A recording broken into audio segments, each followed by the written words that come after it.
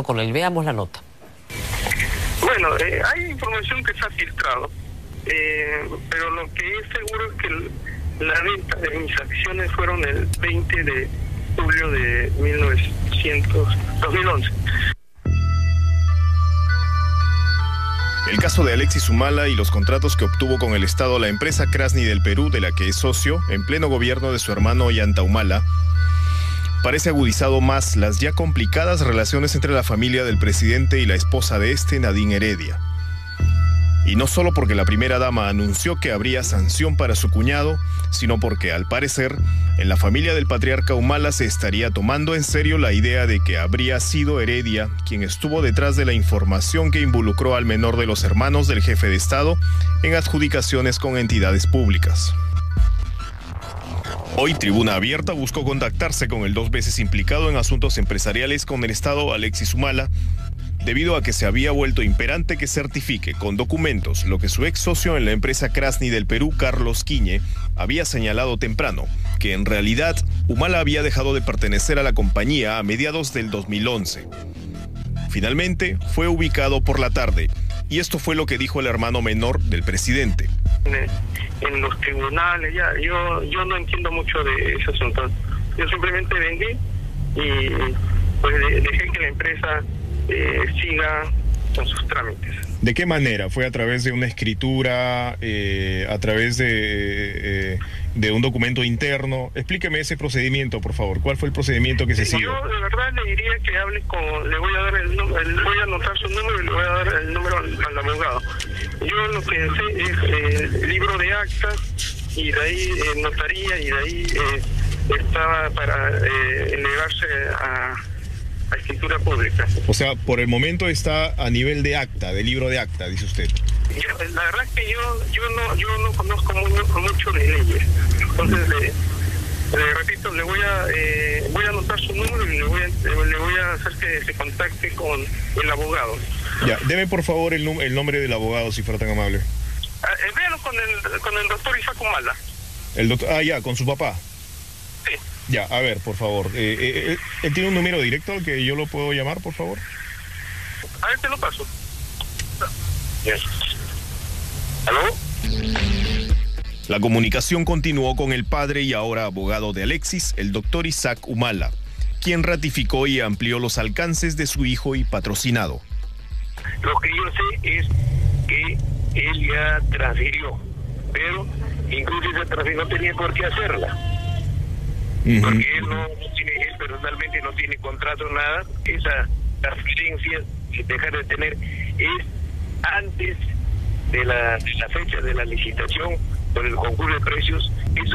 Pero lo han interpretado mal los abogados y le han obligado a mi hijo, ¿no?, a deshacerse de esa parte. No hay acciones, se llaman participaciones, porque no es sociedad anónima, es sociedad responsable. Entonces ahí no se habla de acciones sino participación.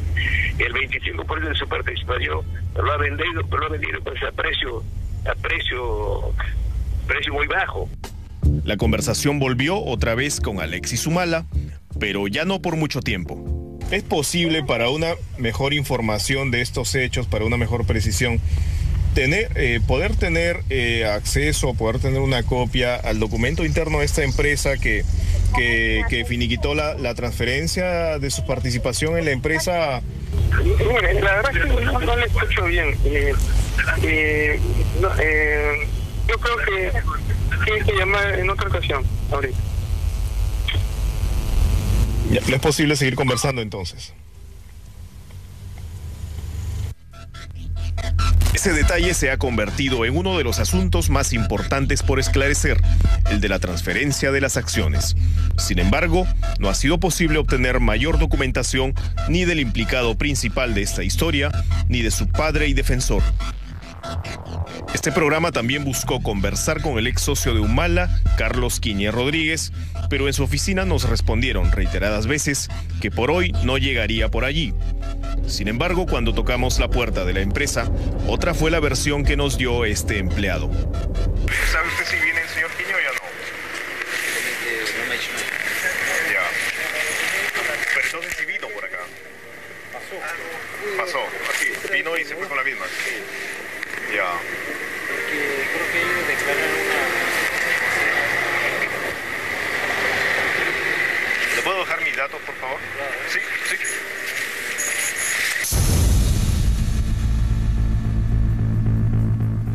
problema para Alexis Humala es que se trata del segundo caso de negocios con el Estado en el que está implicado.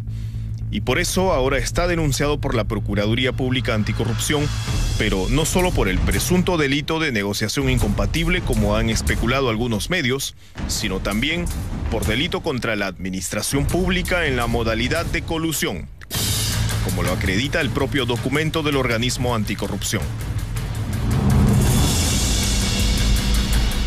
Adicionalmente, la Procuraduría le ha pedido al Ministerio Público que investigue la existencia de otras contrataciones del Estado donde haya participado Alexis Humala, ya sea en forma directa o como gerente o accionista de otras empresas o cualquiera de sus socios, es decir, una revisión al centímetro.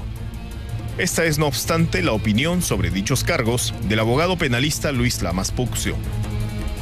Se ha abierto una investigación preparatoria de acuerdo a los parámetros que están establecidos en el nuevo Código Procesal Penal, y ahí el fiscal y la Procuraduría tendrán que corroborar que efectivamente existen pruebas para poder sindicar al señor Alexis Humala como responsable, no sé si del delito de colusión, de negociación incompatible, de cohecho pasivo, pero para eso tendría que verificarse un acto propio de corrupción y demostrarse que así fue.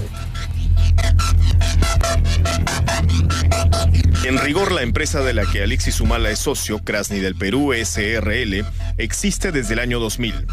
En el 2002, Humala se integró a la compañía en calidad de socio y de gerente de relaciones públicas y desde entonces contrata con el Estado. Paradójicamente, los años en que mejor le fue con el sector estatal fueron los del segundo gobierno de Alan García. Así, según el sistema electrónico de contrataciones del Estado, en el 2006 obtuvo buenas pro por 445.405 soles, en el 2007 827.441 soles, en el 2008 754.997 soles, en el 2009 380.041 soles y en el 2010, su año pico, 843.530 soles. En realidad, fue durante el gobierno del segundo aprismo que a Alexis Humala le fue mejor. Entre los meses de enero y junio del 2011, tal vez porque el régimen aprista ya estaba de salida, Krasny ganó buenas pro por 110.278 soles.